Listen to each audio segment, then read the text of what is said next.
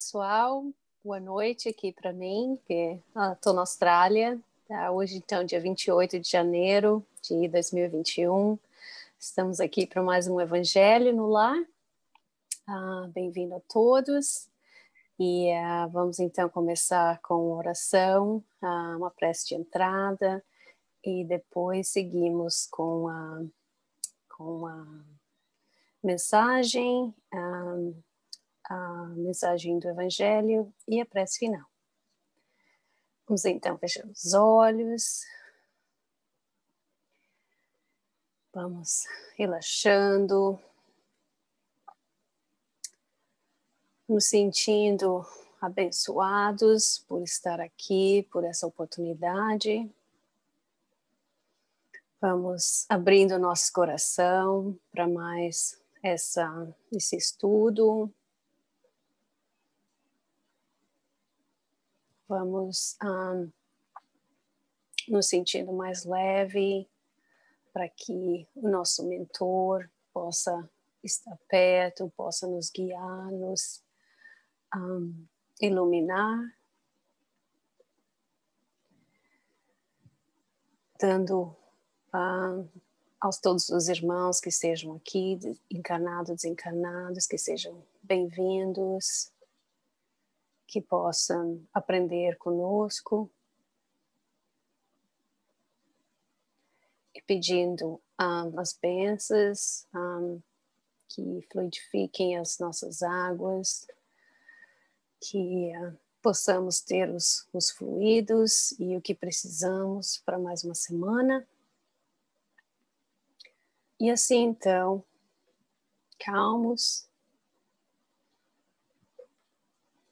e com os corações abertos, damos início a mais um Evangelho no Lar. Que assim seja. Que assim seja. Obrigada, Marley, pelo início, pela nossa prece inicial. Vamos, então, seguir com a nossa mensagem do dia, hoje do Vida Feliz. E a mensagem que foi escolhida aleatoriamente foi esta, e diz: no tumulto que toma conta do mundo e das pessoas, reserva-te alguns momentos de silêncio, que se transformem em quietude interior. A agitação, a balbúrdia, o falatório desarmonizam os centros emocionais do equilíbrio. Cala mais do que fala. Reflexiona antes de expender a tua opinião. Ouve a zoada e elija-te do burburinho, preservando-te em paz. Este comportamento é salutar para todos os momentos da tua vida. Acho que me chamou tanto a atenção, e talvez porque tenha vindo a calhar bastante para mim pessoalmente, e é um exercício muito difícil e que eu estou tentando começar, né? Estou tentando começar, não, tenho tentado colocar isso em prática, mas realmente é um exercício que a gente cai e daí a gente percebe que, nossa, eu estou me deixando de novo envolver por todo esse tumulto lá fora, deixa eu de novo voltar, deixa eu refletir, deixa eu calar mais antes de falar. E eu que adoro falar, adoro ficar dizendo a minha opinião, tenho que realmente pensar mais antes de colocá-la, me preservar mais em paz, mas em paz verdadeiramente, não calar e ficar com a raiva, né, de alguma coisa que não foi bem aceita. Calar em paz, né, preservando-te em paz. Para mim, essa passagem foi muito, muito bem colocada nesse momento. E eu acredito que esse calar, ouvir mais do que falar, tanto é que nós temos duas orelhas e uma boca, é justamente por isso, né? E no momento que a gente está conectado com a nossa alma, no momento que a gente está conectado com o ser superior, os nossos mentores, que é um momento que a gente não está tomado de conta por esse barulho lá fora, seja pelo que for, por um problema, por trabalho, por coisas familiares, a rotina, é a sensibilidade que nos faz ficar quieto. É a sensibilidade de dizer, não é o momento, né? Só que a gente só entra nessa sensibilidade se a gente está pronto para sentir ela. Porque ninguém vai vir aqui falar, fique quieto. Você tem que sentir lá dentro da alma. Agora não é o meu momento de falar. Né? Essa pessoa não está pronta para ouvir, eu não estou pronta para emitir essa opinião, eu não estou pronta para dar esta opinião, né? E a gente só consegue fazer isso quando a gente realmente está muito conectado, senão a gente é tomado conta pelo ego do que aquela pessoa falou, me ofendeu, deu uma dorzinha, já vou dar um cutucão, porque a gente é treinado para fazer isso em realidade, né? A gente não é treinado para ter 2 e 1, né? Para mim, quando tu falaste,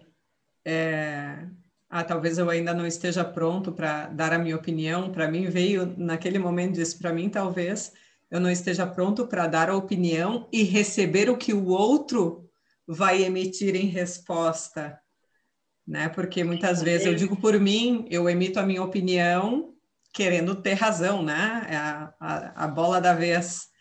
E será que se eu emitir isso, puxa, eu estou dando o direito da outra pessoa também emitir a outra. Então, é realmente uma questão muito, muito delicada. Essa semana eu tenho um exemplo com relação a isso, que a minha mãe estava me contando um fato que ela foi no médico e aí ela disse que estranho, o médico fez um comentário que eu não entendi, porque ela estava fazendo uns exames e tal, e aí ela brincou com ele, tipo assim, só jovenzinho tem esses problemas, né? Como quem dizendo, coisas da idade, né?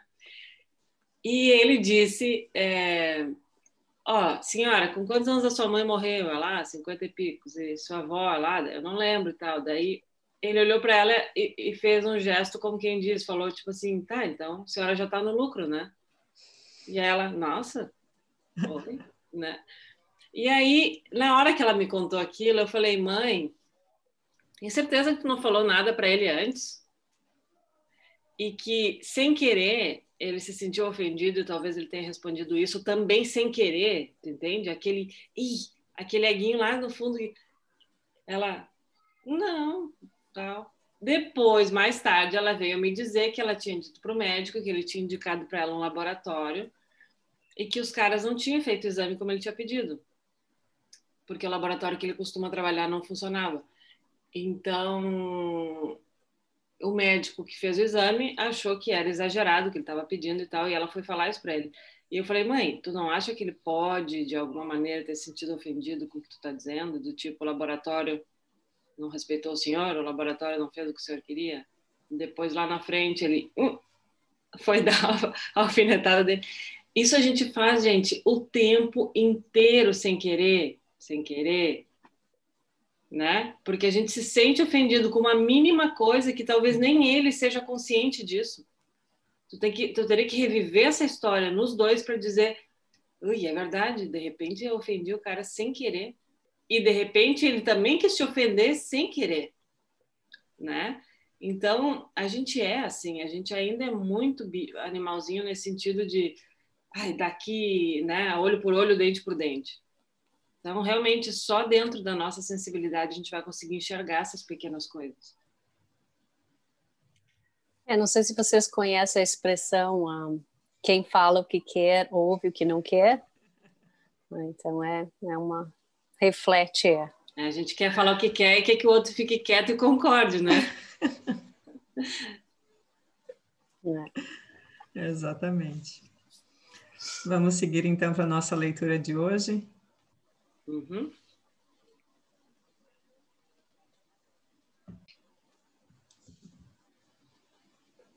Pode colocar o evangelho, então, Mar. A gente segue no capítulo 5 de Bem-aventurados os aflitos, e a gente, então, a leitura de hoje segue com o mal e o remédio. E essa leitura Foi mandada por Santo Agostinho em Paris, 1863. E diz: Vossa terra é por caso um lugar de alegria, um paraíso de delícias? A voz do profeta não ressoa ainda aos vossos ouvidos?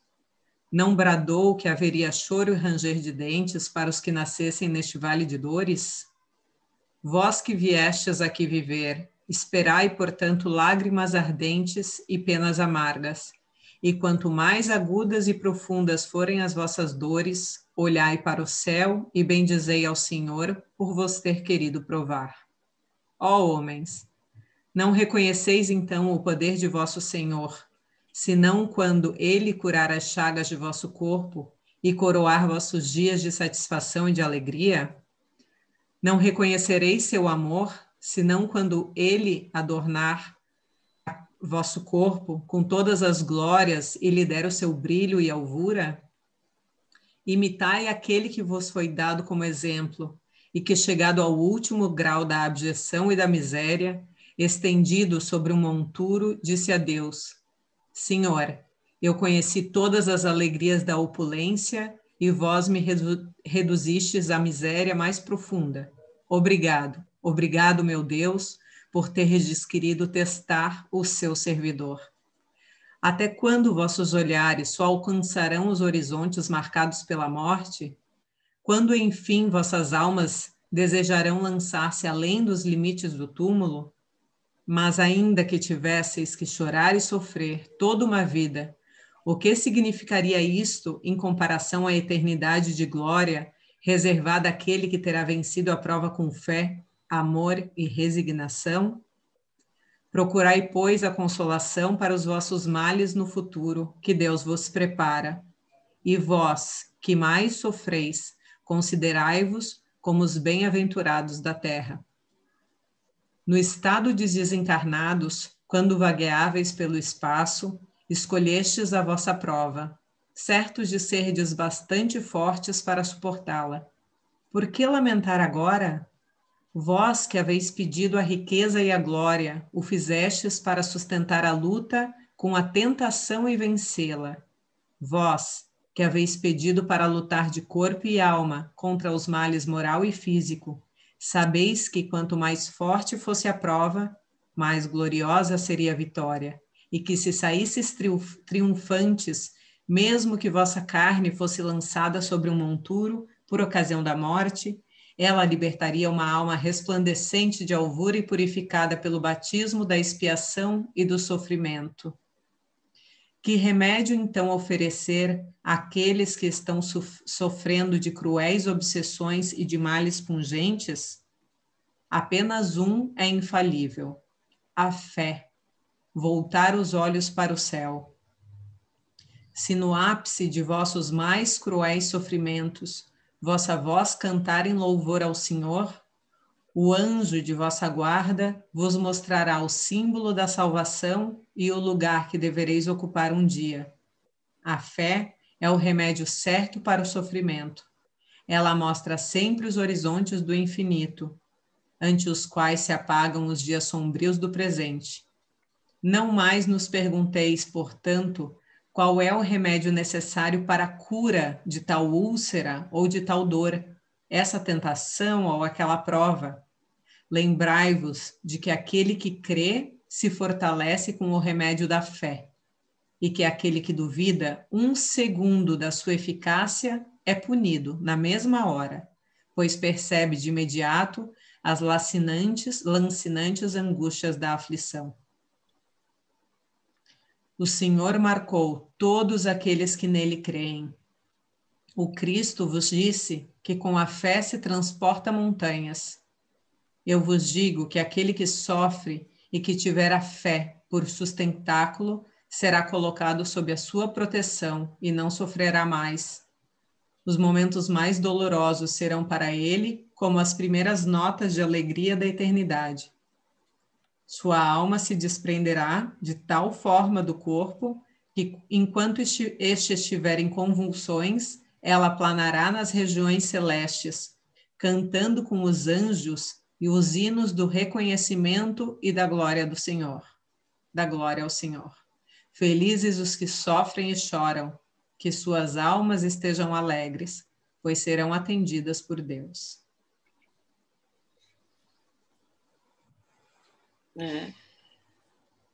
É praticamente a continuação do evangelho que eu fiz ontem, que falava sobre a fé, onde Deus falou, Jesus disse que bastava fé do tamanho de um grão de mostarda para que a gente começasse também a fazer milagres. Geralmente a gente fala, mas para mim chegar nesse nível aqui, a fé tem que ser muito grande. Não. Ele falou que era bem pequenininho, ou seja, nós não chegamos nem no grão de mostarda, né? Isso é importante lembrar, que a gente fala muito sobre a fé. E, na verdade, é um grande ensinamento. Tudo que a gente muito fala da boca para fora, eu acho que tem pouco dentro, né? Porque a gente fala sempre também na visão sistêmica que a pessoa segura sobre qualquer coisa, sobre ela mesma, sobre uma ideia, ela não precisa falar, ela não precisa convencer ninguém. Ela já é segura daquilo. E se os outros pensarem diferente, está tudo bem para ela. Aquilo não vai afetar a moral dela, não vai afetar o descanso dela, a agitação, nada disso.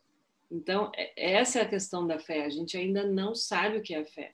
Como a gente ainda não sabe o que é o amor de verdade, né?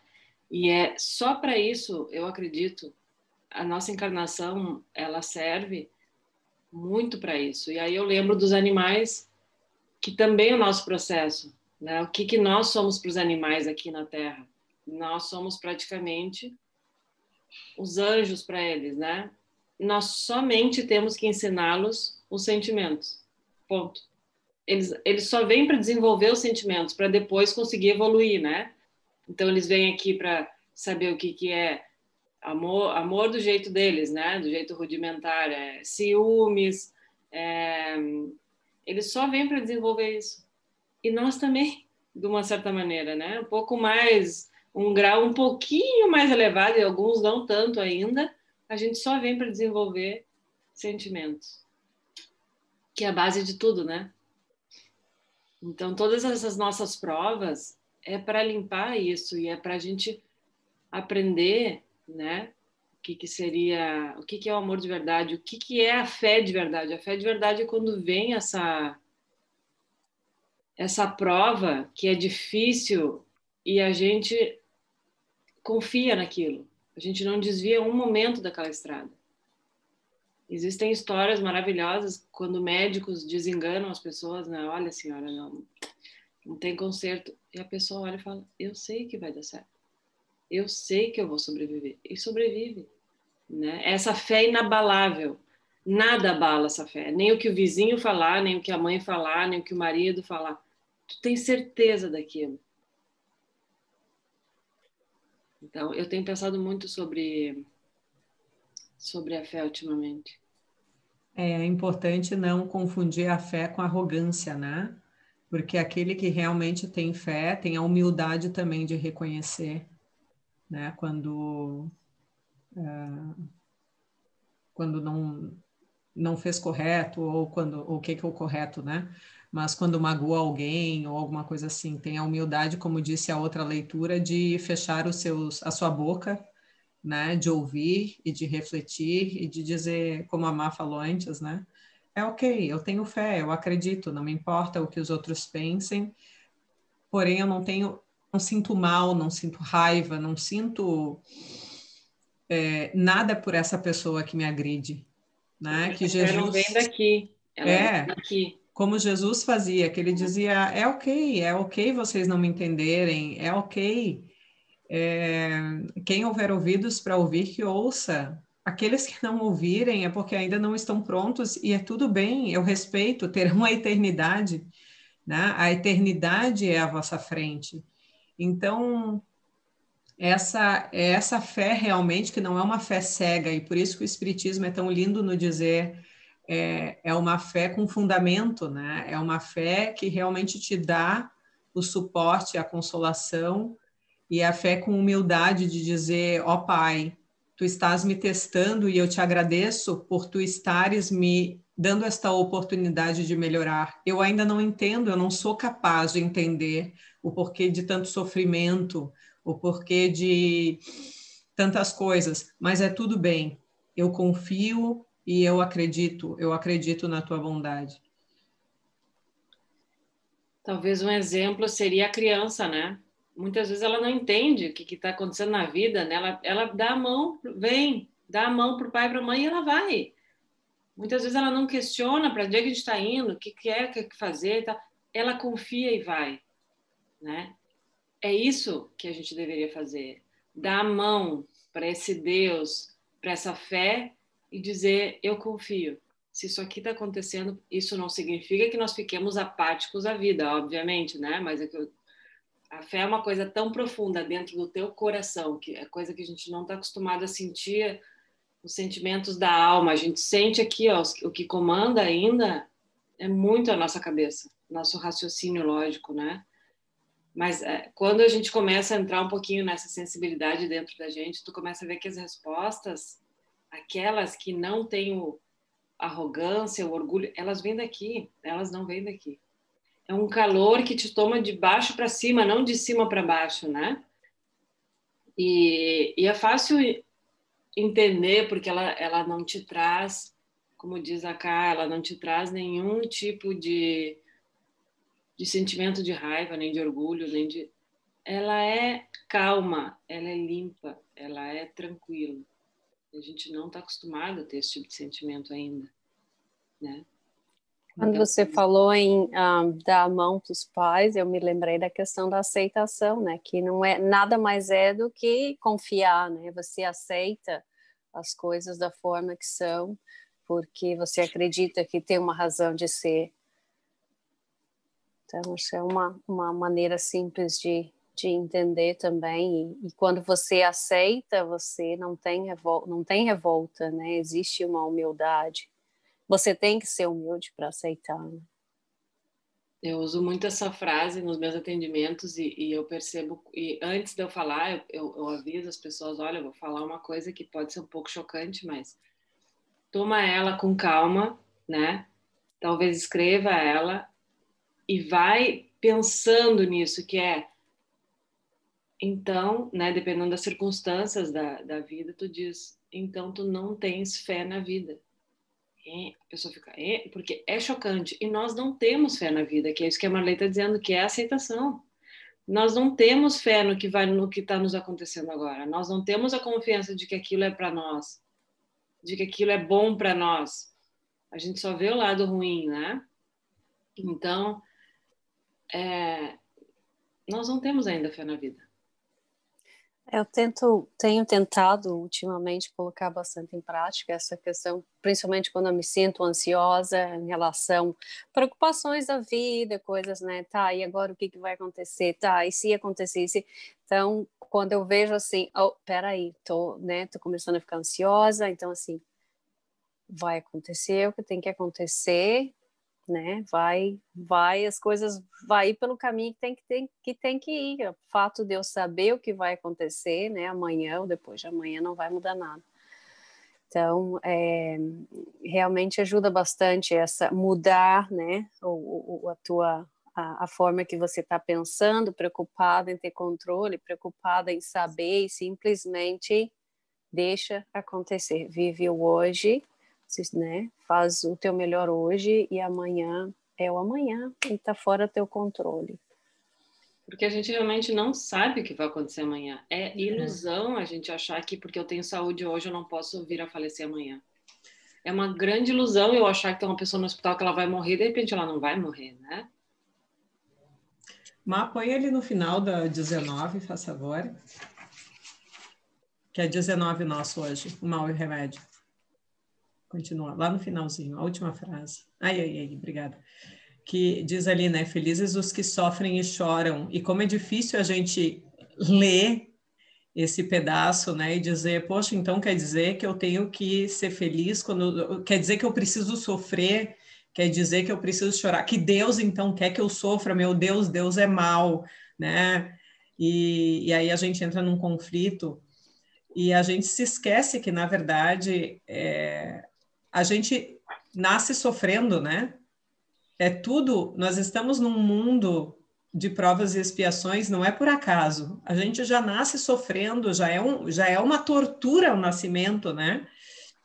Seja para a mãe quanto para o bebê. E aquilo faz parte da vida. E como vocês disseram muito bem, é acreditar na vida. E acreditar na vida me vem a dizer, não sendo com comodidade. Então eu tenho que sofrer, né? Vitimização. Ai, coitadinho de mim, então eu tenho que sofrer. É isso. Não, mas espera aí. É olhar para esse sofrimento e dizer o que eu posso fazer com isso? Como é que eu posso melhorar? Eu não consigo, nesse momento está muito difícil. Ok, então pede ajuda, né? Os corajosos são aqueles que pedem ajuda. Quando tu pedes ajuda, e eu li isso num livro infantil da minha filha outro dia, aqueles que pedem ajuda não significa que desistiram. Ao contrário, significa que eles querem resolver, que eles não desistiram, que eles estão tentando.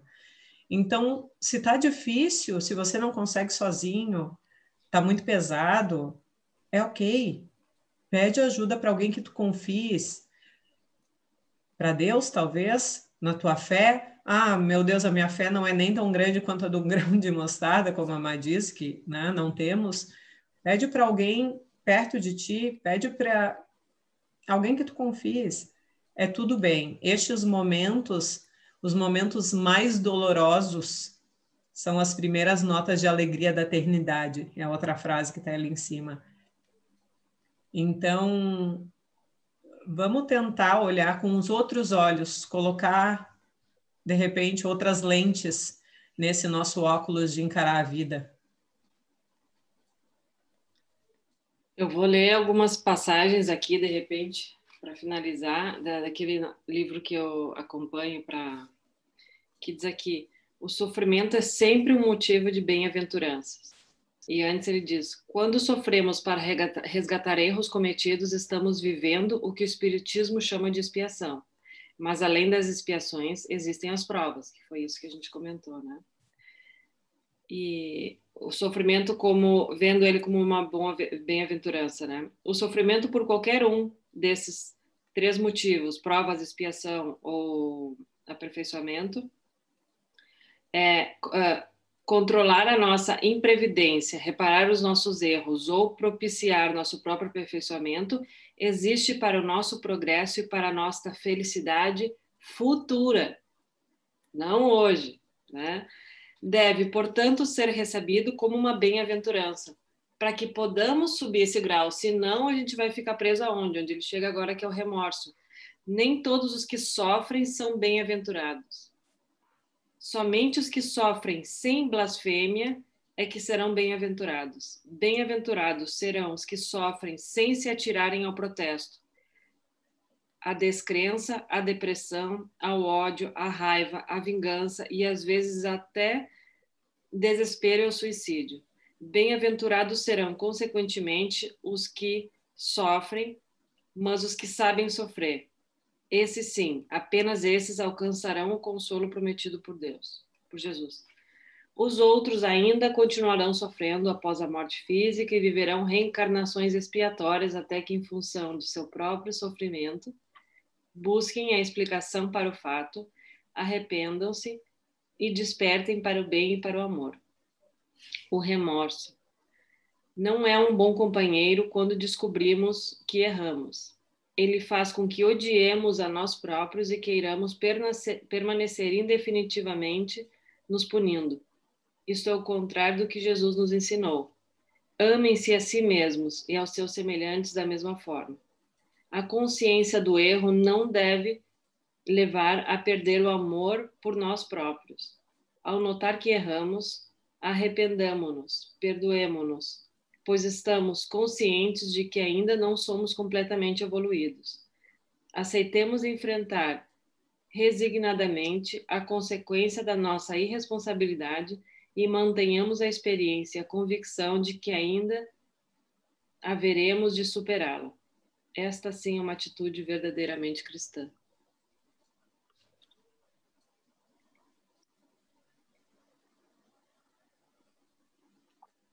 Alguém tem dúvida?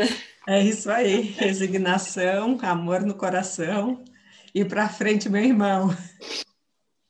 É, então com esse complemento do nosso livrinho amigo aqui, acredito que tenhamos finalizado com uma explicação bem clara e transparente, né? Certeza. Se todos estão de acordo, podemos encerrar hoje esse estudo maravilhoso.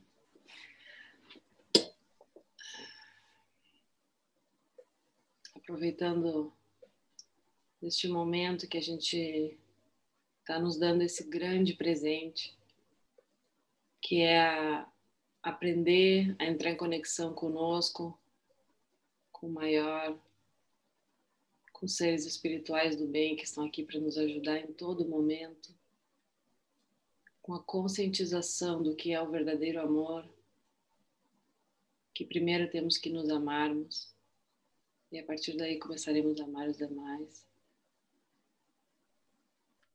Que o importante não é quem eu sou, é quem eu estou me transformando, é quem eu vou ser lá na frente, sem remorsos, sem medo, sem punições, aceitando a vida como ela é.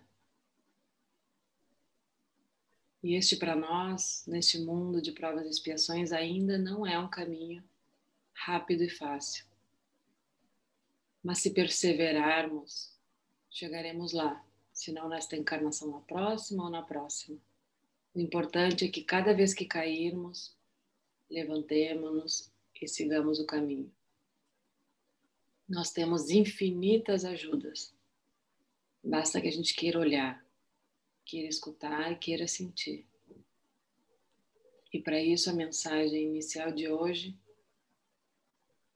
era: não te deixe entrar ou fugir pelos barulhos externos da vida. Eles estão aqui só para atrapalhar nesse sentido. Cada dia, pegue o seu momento de conexão, que sejam 5 minutos. Para nós já é um grande estado de entrar com essa conexão conosco mesmo, aprender como é que eu me conecto, como é que é o meu contato com o meu interior. Cada um vai ser diferente, é pessoal e é intransferível. Então, quem quiser hoje, para todos nós, vamos deixar o convite de ter essa conexão, é um exercício. Vamos todos os dias tentar ter uma conexão, antes de dormir, ao acordar, à tarde, de manhã, momento que for, não importa, você não precisa estar numa igreja, num centro espírita, numa mesquita, você pode fazer isso dentro do carro, indo para o seu trabalho, cozinhando, é o seu momento com Deus. Ele nunca pediu para que fosse de uma certa maneira. Essas são as nossas desculpas para não nos conectarmos, né? Então, obrigada infinitamente por esse evangelho que nos traz todas essas mensagens que nós jamais chegaríamos lá sozinhos. Nós precisamos dessa ajuda. Obrigada a Deus por estar sempre, sempre, sempre do nosso lado, os nossos mentores, o nosso anjo. Obrigada. Obrigada infinitamente. Que tenhamos sempre coragem para seguir. Que assim seja e um feliz resto de semana a todos. Que assim seja. Obrigada a todos. Boa semana. Até a próxima. Tchau, tchau.